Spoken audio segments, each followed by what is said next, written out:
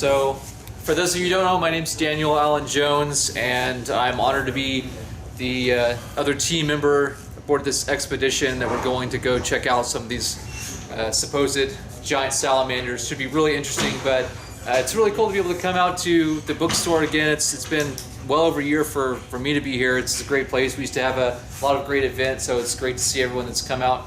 I'm going to be making a little bit more of an interactive discussion. I have you guys sort of give some feedback about some different things, some postulates. I'm going to give you guys some different ideas that we can kind of see what we think about different issues pertaining to Bigfoot, but this is also something that will relate to other possible cryptid or just unknown animals that we might eventually make the declaration of that they do exist. So I have the Patterson-Gimlin stabilized version. Just a few of the frames here. Obviously there's more to this, but these are the main walkway here. This sequence is kind of the most renowned, of course, right there, frame 352, where it's looking. I'm just going to have that. Usually when I do a presentation, I have a pretty extensive PowerPoint. I'm just going to leave this up here to play because I'd like to make this more participatory, have you guys chime in with some things here. But my focus for the talk today is really going to be on what would happen in the event that, in any case, we make the discovery of Sasquatch, Bigfoot, whatever we want to call this, the Yowie. Let's just say, for the sake of being here in Oklahoma, you guys probably all know there's a bounty to keep or capture one alive, right? What is it now, like $3 million? Is it? Who knows? Is it like? Because I know it was a low amount, then it got up to like $1 million, then $2 million, now it's like $3 million. So whatever it is, there is an actual bounty apparently to capture one of these creatures alive. I think that's pretty incredible. I don't know if it's a good idea, it's going to happen the way people think. But it implies something. It implies that there are people with some kind of political power here in the state making an attempt at probably driving in tourism. Of course, with the shutdown, you've got a lot of challenges with bringing money to businesses and all kinds of stuff that otherwise could help with the economy. So we would be naive to think that Bigfoot is not somewhat of a marketing stunt. And this also ties back into some of the things we were talking about before with the Yowie. You know, I think it's an important part of our cultural understanding. It's big in pop culture. Of course, Bigfoot's something you see just all over the place these days.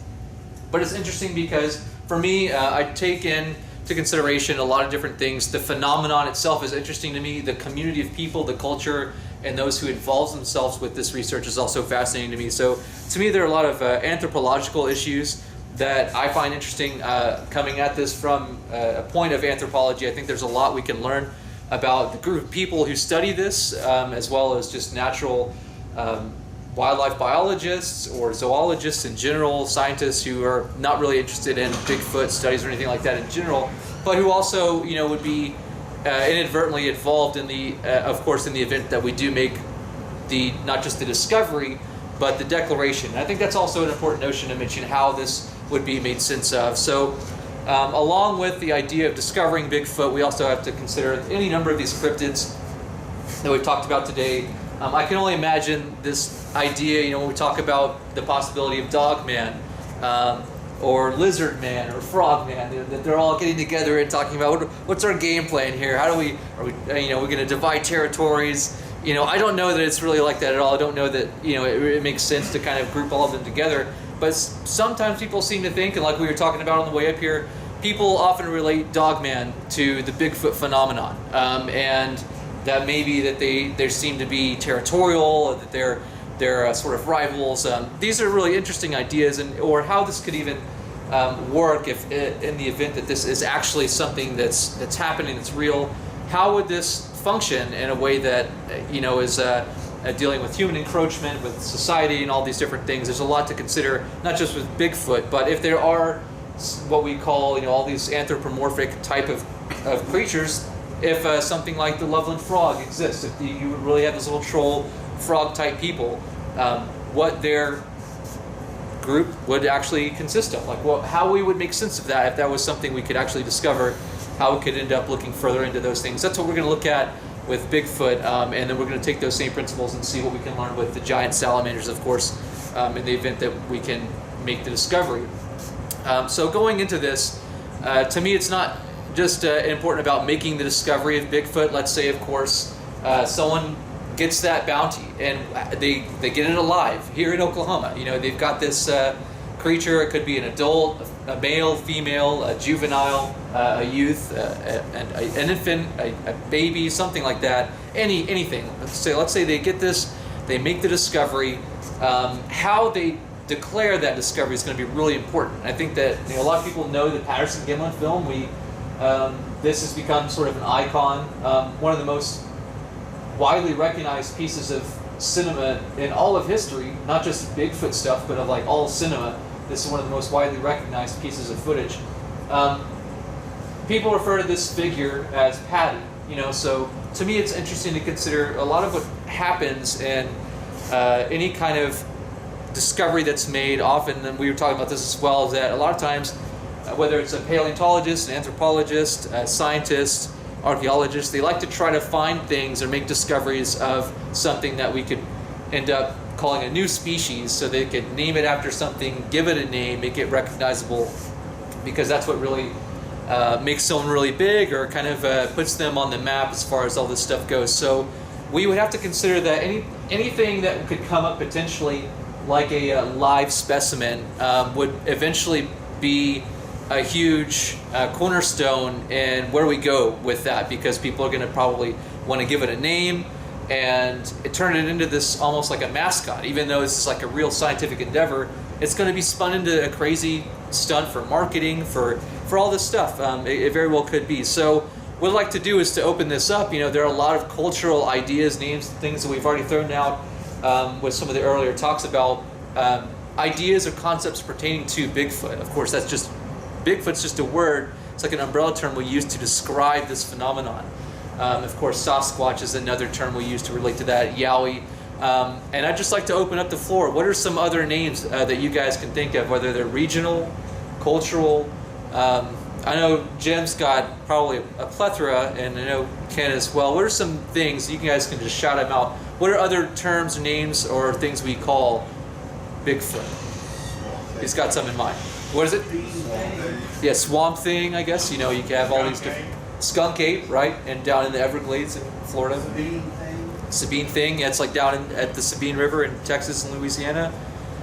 What else? What is it? Yeah, the Falk monster down there. Of course, the Legend of Boggy Creek. Creature. Yeah. So. Yeah, boogers. Sometimes people call them boogers or wood boogers, things like that. What are some other ones? Wood apes. Yeah, wood apes. That's an interesting idea. Worldwide or just? Yeah, anything, because we know obviously, like we talked about regional things, Bigfoot, Sasquatch, Yowie, and we have a lot here in the States because I think the bulk of people researching this are based in the States. That's probably why we have more. And they were known for so long before the word Bigfoot even came out. So it was all just local. Right. Well, that actually, it's on a good point. A lot of times you'll hear stories of wild men or the wild man. There are a lot of all over the world as well. You have like the Yeren in China. You've got the Almas, and then you've got all these different things kind of all over the world. What was it? Yeah, and what I know, Ken, there's a few in South America. Yeah, and there's what starts with the. Yeah, isn't there one that starts with a B as well? The like Batutu or something like that, or anyway. Yeah. Seismite. Yeah, you've got a lot of these different concepts that seem to parallel each other all across, this sort of cross-cultural ideas and concepts. What makes it interesting to consider is that, a lot of researchers, investigators, people looking into this, cryptozoologists consider that maybe we're dealing with subspecies, or we're dealing with regional variants of a as of yet unknown species. Something that could be, just like how we see maybe different breeds of dogs, it could be very similar to something to that effect.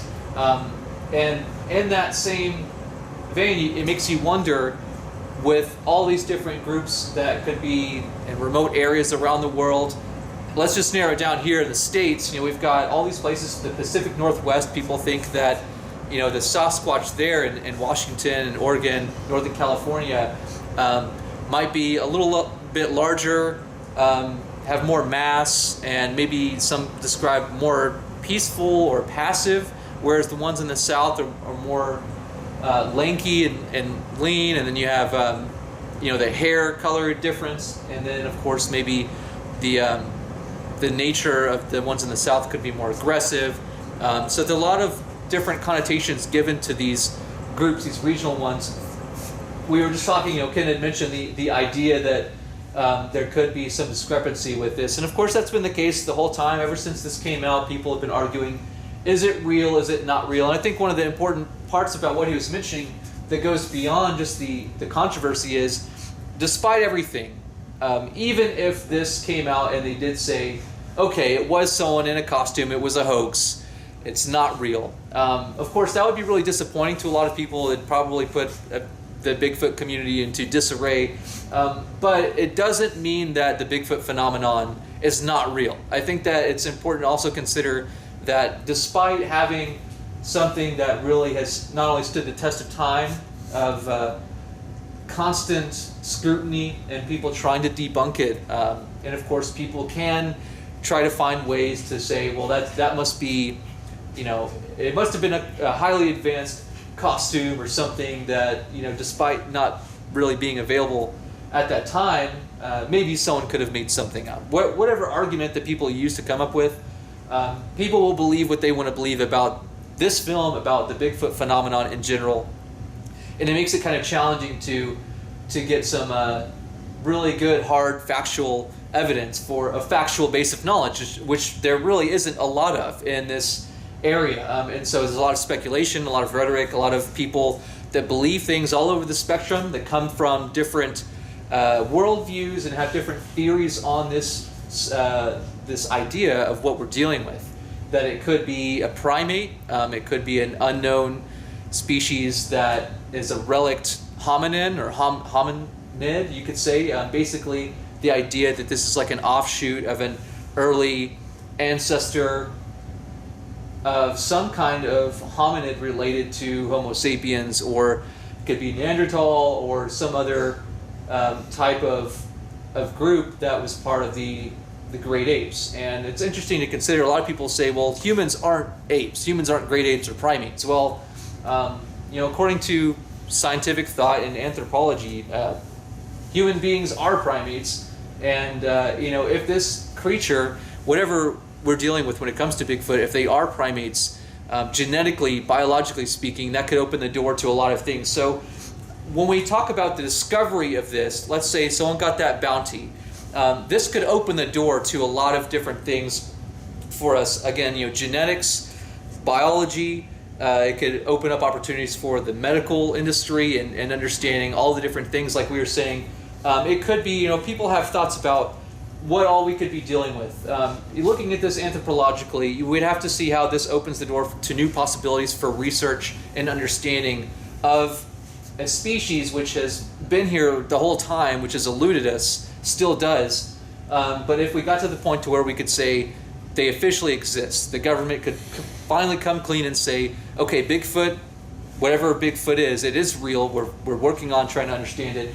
It could open the door for plenty of wildlife naturalists, biologists, people who, zoologists, primatologists, people who have a vested interest in these studies already, but because this hasn't offered them an opportunity to look into it, it's limited our understanding of what's really going on. If there are any indications of society, of culture, of modes of communication, of language, of understanding of things like music even. A lot of people have ideas about things like gifting, that there are a lot of different things culturally that we could understand that it's possible if people say that they're really intelligent as well. I've never had an encounter. I wouldn't say that there's anything I've had happen that I could chalk up to saying I saw Bigfoot or I heard one, or that there was maybe something that I felt I came across. I've talked to a lot of people who have, and I think many of you probably have as well. It's maybe why you're interested in this, or you have, or you know someone who has. And I think that really ends up being the case with a lot of this stuff. I look into a lot of unusual and unexplained phenomena. Bigfoot and the Sasquatch phenomena is one of those areas that I'm really interested in. So if we get to the point of making a discovery, there are a lot of things that would probably happen, and this is kind of a big what if, and it opens the door to a lot of ambiguity, because some people think that once we say Bigfoot exists, that it could cause a lot of problems for like the foresting industry, that they don't want to let certain businesses or monopolies have control over different areas, because once they come out and say Bigfoot exists, then they have to make conservation efforts, preservation issues become sort of up in the air. It's like, how do we keep track of these creatures? How can we make sure they stay alive? And how do we do that in a non-invasive way to where we can still understand where they are? How can we study them in a non-invasive way?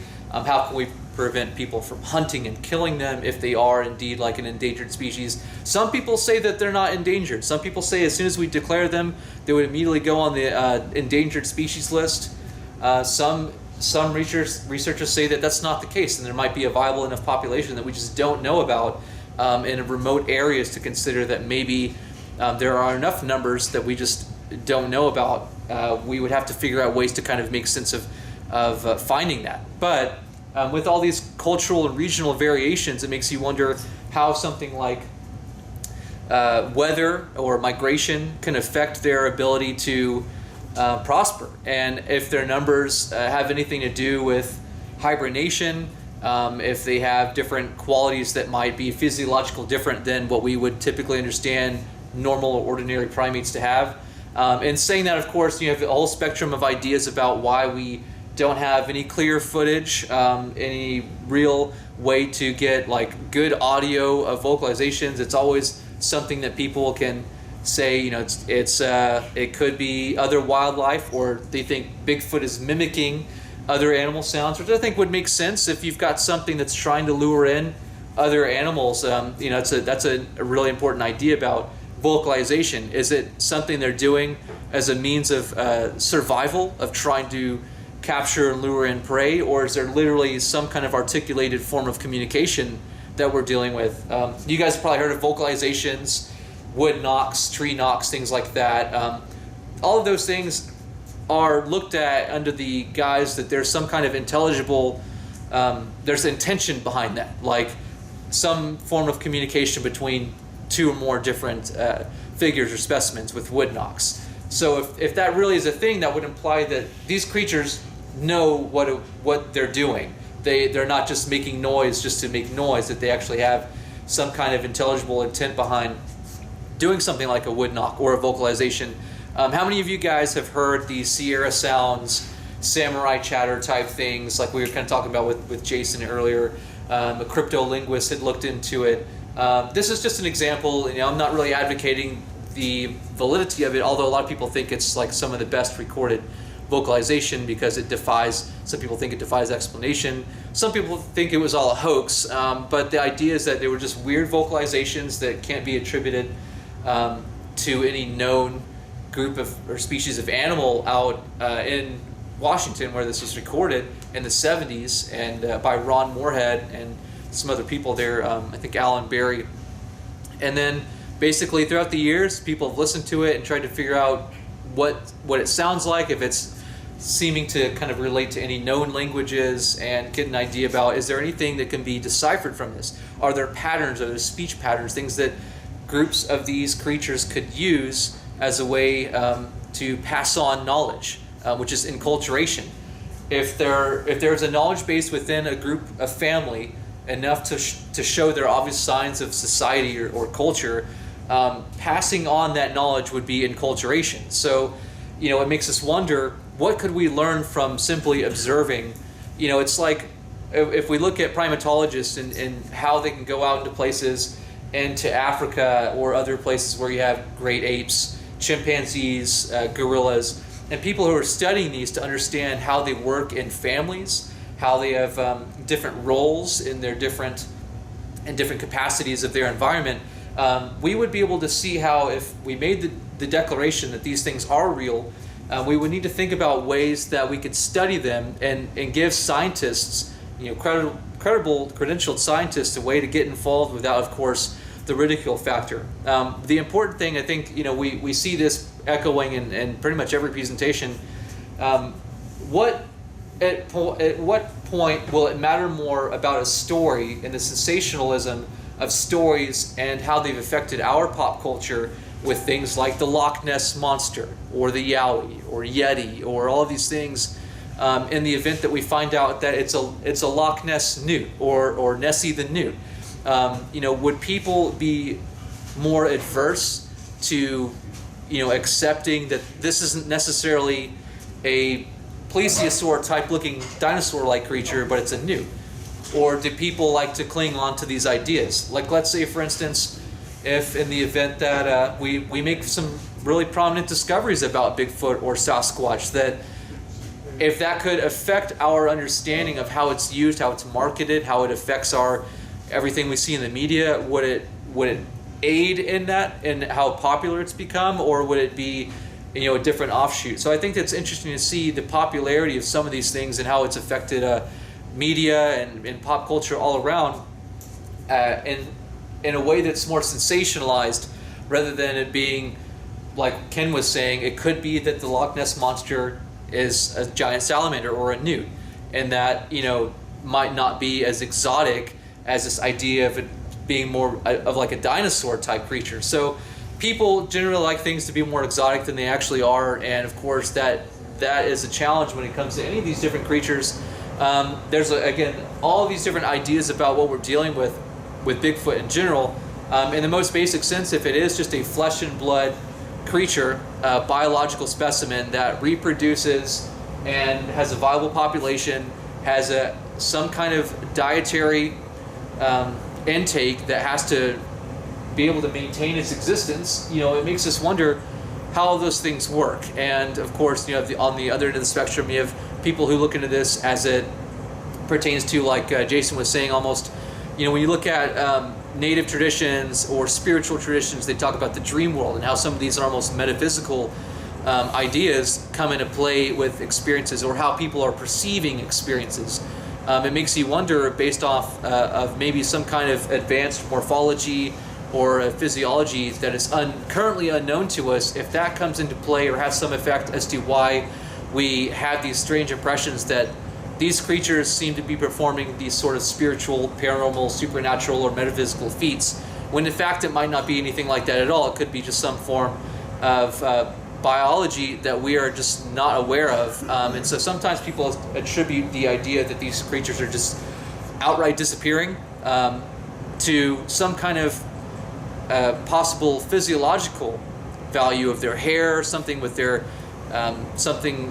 pigmentation, or the way that their hair refracts or affects the light. There are a lot of different ideas, and so if we were able to study them, we'd find out for sure, or hopefully we could find out how we could understand what it's like to be able to observe these creatures and then have such an effect that it appears almost to be one of like spiritual nature to people who, of any background. And I think that's an important notion, to think that, okay, there's a lot of degrees of separation.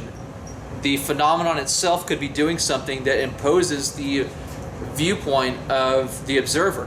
The observer also has its own bias. If they come looking at this with any particular viewpoint in a biased way, it's going to affect how they perceive their understanding.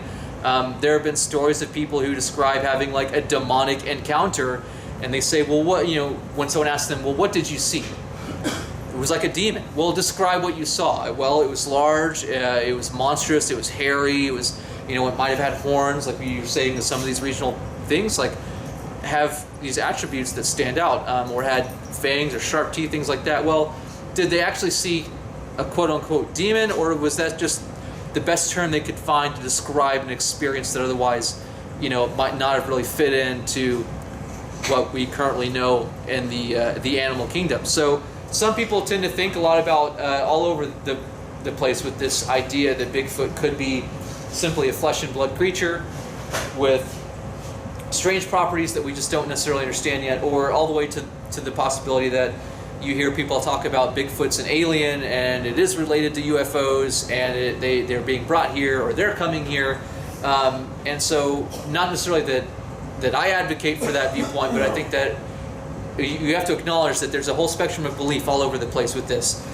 Being able to come forward and officially acknowledge it, I think, would be a big step in the phenomenon itself. Not saying exactly what it is, but once we have a specimen, that's going to be like the Dead Sea Scrolls for genetics when it comes to primatology. I think it's going to be something that we see helps to maybe not fill in the gaps, because to me, I think that, you know, when there's a big debacle about evolution, people that argue evolution typically don't know how evolution works from a physical anthropological point of view.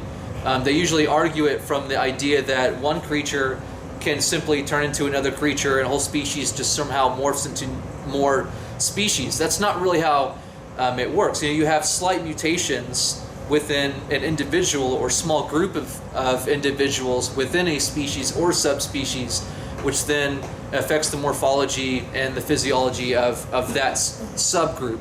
And it's not like one species can somehow turn into a completely different species instantaneously. And so there are a lot of challenges with how people understand this idea of like a missing link, or if Bigfoot is somehow a long lost ancestor or cousin of humanity. If it's a primate, then we're related somewhere down the line. And if we look at what known primates, known hominins were to actually, you know, be connected to in some way, you talk about all these different ones: Homo erectus, Homo habilis.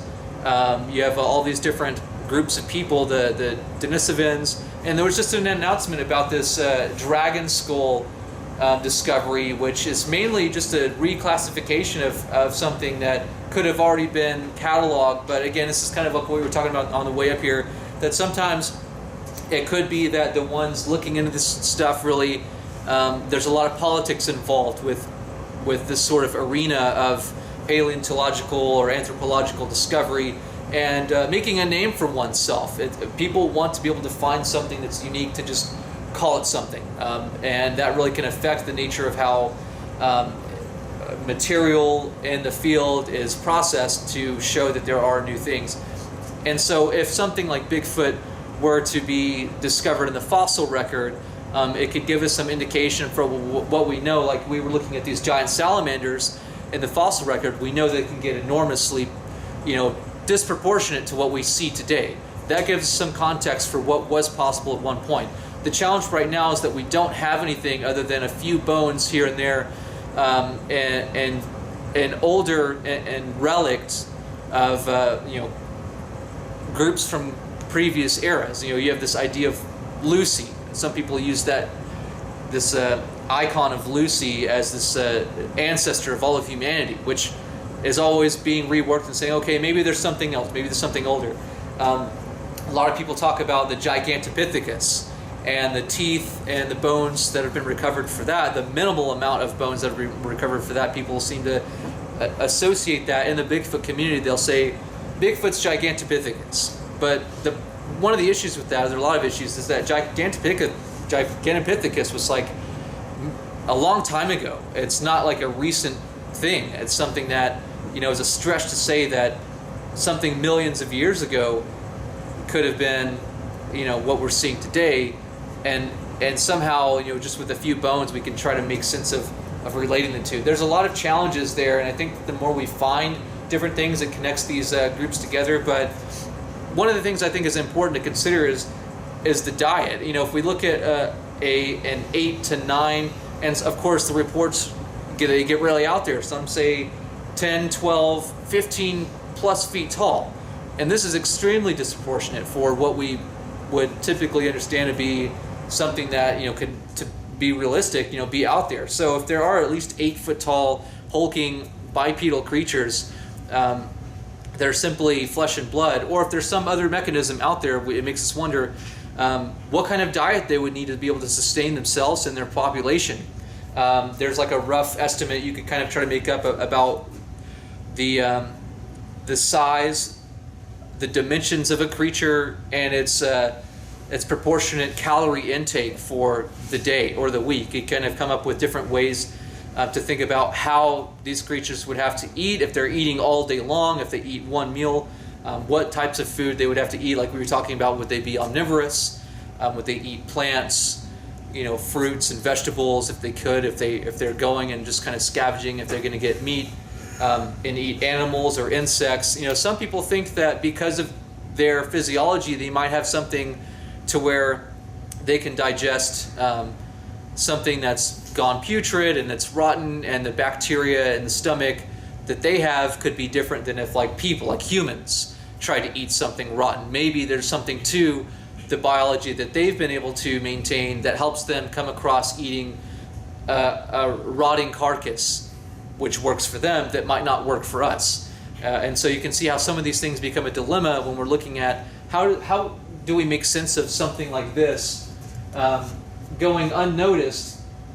I mean, to think that this has stood the test of time for over half a century now, and that we don't have any other, not just better footage, but any other anecdotal evidence. There's a lot to it. I mean, you have the vocalizations, so that's audible. You have the visual, so video, photographic evidence. You have eyewitness and testimony.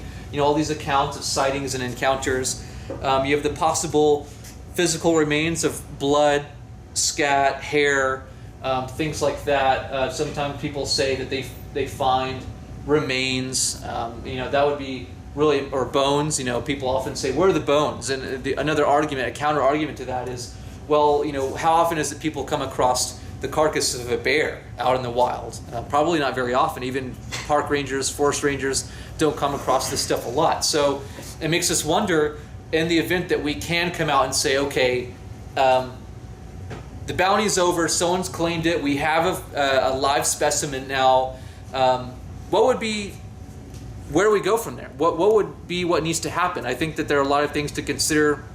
What do you guys think? So I'm going to kind of open to the floor. Let's say the bounty was captured and we've got a live specimen. I mean, there are a lot of directions this could go in. Some people, animal rights activists could come up. The forestry department, the U.S. Forestry Department could be an issue. Conservation, trying to make sure that we could have certain spaces where they could thrive.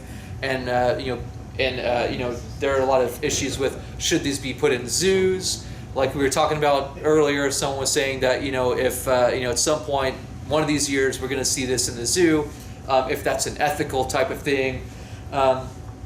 Should anthropologists be able to study them, either, coming together or being able to observe from a distance, to be able to think about if there are signs of enculturation, if they have a base of knowledge, if they understand certain symbolism, if there's modes of communication there. What do you guys think? Feel free to raise your hand or shout it out. What would be some things that could potentially happen after we make the declaration that Bigfoot, Sasquatch, whatever we call this stuff, is real? What do you guys think? Yeah. Well, I think it would depend on what we find it to be. Is it closer to humans? You need to give it rights as a tribe? Or is it more animalistic? And, a friend of mine always said he hopes we never find it because, they're either going to put it in a zoo or send it to church. That's pretty much it, Right. Yeah, I think, it all depends on how it's declared, not just the discovery, but if they come out and say, we've got this monster. It's crazy and hairy and it's wild, and we need to take care of him. And so it could end up riling up a bunch of hunters who want to go out there and mow him down. I think we would be naive to think that there aren't people out there who that's what they want to do, is they want to get a trophy. And so we have to think about, how is that going to be something we can protect against, have groups that are actively trying to help conserve a species, especially if it's endangered. So yeah, that's a good point, is how a lot of people have said, I've had one in my sights, about to fire their rifle, it just looked too human and I couldn't do it. So yeah, to your point, if it is more or less in the primate family tree of great apes, and it could be something somewhere along the lines, related to human in whatever way, It could bring up a lot of like ethical and moral concerns. So, should people be allowed to go and hunt it? That's another issue. What do you guys think? Right now there is an open bounty to hunt these things, but the bounty specifically is to capture one alive. Do you guys, being here, I don't know how many of you were actually here from Oklahoma. I'm from Texas. And even though it's a big deal in East Texas, and Jefferson, Texas has like been declared the Bigfoot capital there in Texas, I don't know that there's a place officially like that here, but I know like Hochtown and Broken Bow, that's a huge theme down there. You go down, it's like everywhere you go, there's signs, it's plastered everywhere, and it draws in a lot of fun tourism for the family. So is this something that would be a big concern for people to just come and start trying to hunt them once it's actually like they're real? What do you guys think? I think you can get a license to hunt Bigfoot in Oklahoma. Yeah, I think that was part of the deal. Is they were wanting to try to get people to come in to buy a license to hunt. Do you think that would cause like some concern with people trying to people out with guns people are hunting already, but to have more people coming out in the fray of things, do you think that could cause some concern with? Well, if they're going to give $1 million to somebody that finds one, captures it alive, well, the guy that shoots one, give him $500,000 for the carcass. But therein, you also have to take into consideration. Let's say you got a $500,000 bounty on a carcass. Now you're encouraging people to go out into the woods and shoot at bipedal targets. They're already trying to do it. Yeah, I'm not sure what except for the novelty factor of owning a license to hunt Bigfoot. I'm not sure that folks who aren't already interested in hunting mythical creature or otherwise, if there's folks that are going to go try to bag one just because they're not going to be that much easier to find just because you say they exist. Like I said, I don't think it's going to necessarily make people, and it may be just a touch naive, but there may be folks who are just waiting for that to happen before they want to go out and put one on the wall. But like I said, I don't think the license itself is the absence of a license is keeping tens of thousands of people from storming the woods. It's like kind of a scene from Jaws. We know, we think something's out there. If it was seen in a particular place, very defined, like the shores of Amity, then maybe they would all descend on the woods. But they could do that now. Yeah, they are doing that now. That's a good point. The novelty versus the real scientific effort. I think that's a big deal. That kind of ties into the whole sensationalism thing. Is the novelty worth more than the actual scientific outlook or involvement with this for some of these issues, like having a place like Hochtown where it's all Bigfoot stuff? I mean, there are people who generally are interested and want that to be, known, but at the same time, is it better for the interest of money and the economy for it to rely heavily on the novelty of the phenomenon rather than the actuality or the possible actuality of the phenomenon itself? I think that's an interesting idea, to think that how will that affect places out here? Do you think it'll be bigger and they'll want to sell more stuff and more people will be more interested? Do you think it'll be something that'll bring more people into this issue because they've opened up more, or do you think it'll hinder that? Because I think that's an interesting idea, that the novelty of this sometimes gets more I think if the federal government somehow were to come out and say, okay, we've been holding out on you, and here's the magic FOIA response, and then you had universities and so forth saying, well, now we want to add this to our thesis programs, so you can get a doctoral degree in Bigfoot anthropology and so forth, and we're going to fund grants for study and so forth. I mean, that would definitely be a change. But in terms of the actual, the man on the street, like I said, I'm not sure that would cause a lot of difference. But anyway. Yeah, I mean, I think it's something that you have to see. You have to be reasonable about in different ways, because, and again, it all depends on the manner in which something happens. If someone goes out and the first one who gets the bounty is he shoots and kills it. Well, now we've got the body. And honestly, a lot of the people I've talked to, a lot of other cryptozoologists, researchers into this area who are curious about Bigfoot and the phenomenon itself, have, and not to say that this is the end-all be-all of what will happen, but most of the time it seems like there's a consensus that it's hard to make a lot of progress or to get the smoking gun until someone's got a body. And usually it's either through shooting and killing one, as reluctant as a lot of people have been to mention that. It seems to be the number one thing that comes up is we need a specimen. We need a biological entity that we can examine, get some kind of DNA reading from that's not inconclusive, that we can match and pair with other known hominids or primates if we can, or if it's something totally different altogether, which that would be, it's a weird thing to think because we often relate the idea of Bigfoot to being an ape. And we were talking about this in the car, people who again, all over the spectrum of belief with this. Some people call the people who, in the Bigfoot community, of course, who look at this as a flesh and blood phenomenon, people call those people apers.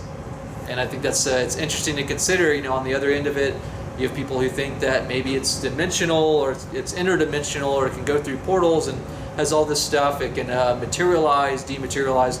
I don't know. I don't think that it can, but I love surprises when it comes to scientific discoveries. For us to be humbled by what nature is possible of doing, and I think that if there's something that's happening where a creature that we call Bigfoot somehow seems to vanish, there could be a lot of ways that something in nature can change how, through illusion, how we interpret or perceive it. And we see a lot of that through things sometimes aquatic. You look at chameleons, you look at octopus, you look at certain things like tigers. They have infrasound, and we have all these different things that we already know nature is capable of, that sometimes we could find maybe be attributable to something like Sasquatch or Bigfoot, where in lack of scientific factual evidence, people often say, well, it has to be that it's hyper intelligent and it's spiritual or it's interdimensional, so it must be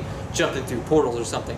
I don't know. I don't think it's doing that, but I think that there are probably reasons why it's eluded us for so long, and I think that it grants us an opportunity not to necessarily exploit it, but what would be some of the benefits medically if we were able to, in a safe, non-invasive way, be able to learn about the biology of a creature. We were talking a little bit about how sometimes it makes us wonder, they're walking around barefoot all the time. It could very easily, if any one of us is walking around barefoot out for even an hour, just anywhere, there could be any number of things that could accidentally just poke or cut us even slightly, that could end up causing really bad infection.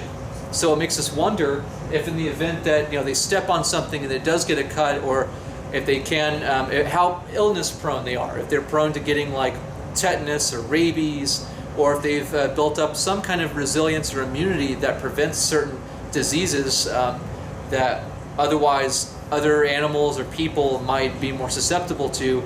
Is there something that we could learn from them that could benefit us medically, to the point of not, hopefully not totally exploiting the species to, the brink of extinction? What do you guys think about what we could do, what we might be able to learn medically from getting a species like this put out or acknowledged?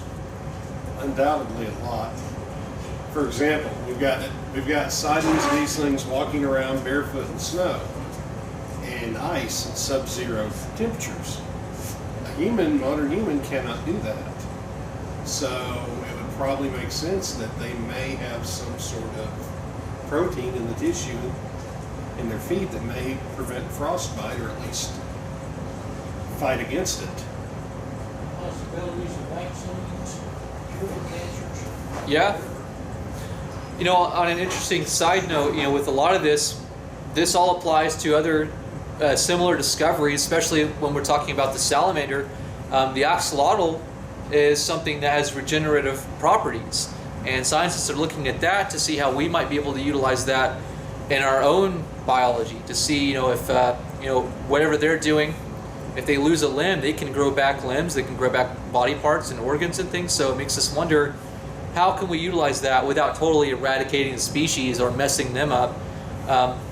Because I would advocate for a safe, non-invasive, non-threatening interaction with any of these things. Of course, it's great to be able to go out and have the ability to do that with certain species, but at the same time, we know there are often many different things, many discoveries that sometimes the scientists mean well, but end up causing harm to the issue, or more or less destructive rather than not. And so it makes us wonder, if we do find something out and we can have interaction, is something that we have innately, with us, chemical-wise or bacteria-wise, would that be a reason why they've evaded us for so long? Because any interaction we have with them could potentially cause them to become ill, and then, for whatever reason, their resistance to us is based upon some kind of bacteria or any kind of thing like that, which otherwise might attribute to their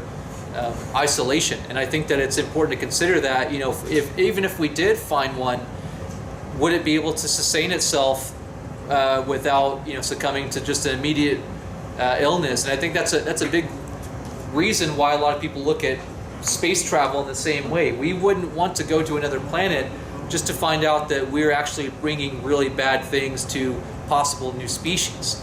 Same thing here. We wouldn't want life forms from somewhere else to come here and that be an exciting idea just to find out that they carry some infectious virus or disease. So yeah, I think medically it could end up being that we could have a treasure trove of things that could potentially help us, but we also have to step outside of that ego-central viewpoint that all of life here is to benefit humanity. I think that's a little bit egotistical of us to try to assume. So I would like to be able to kind of see if, in the event that we can, to me, I don't think it's a matter of if, somewhat, I think that there's a probability there, but I think it's really a matter of when this will be in more of the forefront of our discussion rather than on the fringes. And so to me, I think that it's important that we consider all the possibilities that would open up the doors, new opportunities for scientists, for anthropologists, for sociologists, for zoologists, primatologists to come in and look at this in a way that, okay, we can see that we're setting to rest the debate of if they exist, if these creatures are real. Let's go beyond that and say, after the disclosure or discovery, after that declaration, where do we go from there? And I pose that question to all of you, just plant that seed in your mind to think about what would need to take place, what would be the ethical direction we could go in to help make sure that we're not immediately going to kill everything off, that hunters aren't going to shoot them all, and that they could be protected. It's not just going to affect the industry of the novelty aspect of it, although I think that would be affected in some way, but also to think about how we could understand more about the culture involved, if there is any at all, how the idea of intelligence and cultural intelligence, the idea that if there are groups of these out there and they know to stay away from certain areas, how they know what they know, how they can transmit those thoughts and ideas through enculturation to younger generations of these creatures, just as other primates would do. And it makes us wonder how much of that is instinctual, and how much is that if that is going to be something they have to share. If they do wood knocks, if they are making tree structures, if they are using written forms of language, as some people allege that they do, and all these other things that there are wild theories about. I think that we can scrutinize them all day long. Right now, we just don't have a really good factual basis of knowledge for any of this stuff, and I think it's important that we consider what we can all do in the event that once this framework has been set forth for us to kind of go from, that it's important for all these other things to come into place to make sure that we can have something in our world as far as Sasquatch and Bigfoot goes that isn't going to just be something that is this weird video that happened over half a century ago now. It's kind of like the moon. We went to the moon and we never went back. What happened? We need to think about how this is going to affect our understanding. Is it going to be something we just announce and everyone just says, okay, back to our day job? And I think there's a lot of potential for where we could go medically, even with something technology, the technology to detect new species, sequencing the genetic aspect, the DNA, understanding physiology. There's so much to this subject, deeper, I think, than seeing something strange. And I think that it takes all kinds of people. You have people who are genuinely interested as investigators and researchers. You have people who are on the scientific front who are dispassionate and totally indifferent, who are indirectly involved with this by way of their profession. You have people who are experiencers, who have had an encounter, who at the same time are inadvertently drawn into this because of something unexpected that they've had happen. And then you have media and news personnel who put a spin on this in whatever way that makes sense to get the best feedback. And then you have the whole other thing that's marketing and the community behind this stuff for events, conferences. So there is a multi-pronged, multifaceted sort of working apparatus of people involved with this thing that goes beyond just this idea of a strange hairy creature. And I think that within the next decade we'll probably see a lot of progress. I'd like to think that there will be some things set in place for when this happens. Like I said, to me, I think it's not a matter of really if, but when we get to the point of a specimen being acknowledged, officially acknowledged, not just hearsay, because I think that all of us know probably a pretty convincing story. In my view, I don't tell people that I believe in Bigfoot. I don't believe Sasquatch. I don't think that my belief or non-belief will negate its existence. I think if it's out there, it exists whether we believe in it or not. And I think just like any other animal, just like these giant salamanders in Japan and China, they exist. Whether there are some in the Pacific Northwest, if that's what people have seen, I don't know, but I think that's something we can make the determination. If it's detectable, then maybe we can make that detection and go from there and continue to research it and do the scientific work that leads us into a better future for not just us, but for this species and what we can do to work together in nature. So with that, I'm going to just wrap this up or let Ken come up and get us to switch back over. We're gonna jump over now, kind of. Great. So Daniel Allen Jones, everyone. Thanks, guys. Great information.